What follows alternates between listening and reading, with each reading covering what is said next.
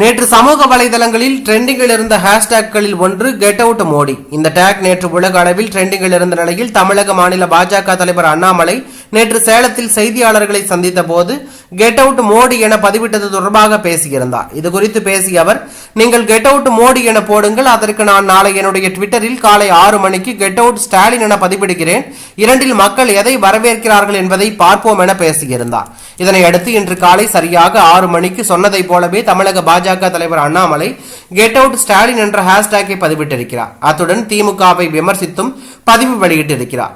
அவர் வெளியிட்டுள்ள பதிவில், ஒரு குடும்பத்தின் ஆதிக்கம், கரைபடிந்த அமைச்சரவை, ஊழலின் மையமாக இருப்பது, சட்டவிரோதத்தை கண்டுகொள்ளாமல் இருப்பது, தமிழகத்தை போதைப் பொருள் மற்றும் கள்ளச்சாராயத்தின் புகலிடமாக மாற்றுவது, பெருகி வரும் கடன், பாலடைந்த கல்வி அமைச்சகம், பெண்கள் மற்றும் குழந்தைகளுக்கு ஆபத்தான சூழல், சாதி மற்றும் மத அடிப்படையிலான பிரிவினைவாத அரசியல், நல்லாட்சியை வழங்குவதில் இடைவிடாத தோல்விகள், குறைபாடு உள்ள கொள்கைகள் மற்றும் தேர்தல் வாக்குறுதிகளை நிறைவேற்றாதது என அனைத்திற்கு மேலாக தமிழகத்தில் உள்ள இந்த திமுக தலைமையிலான அரசை விரைவில் மக்கள் வெளியேற்றம் செய்யப்படுவார்கள் என கூறியுள்ளார்.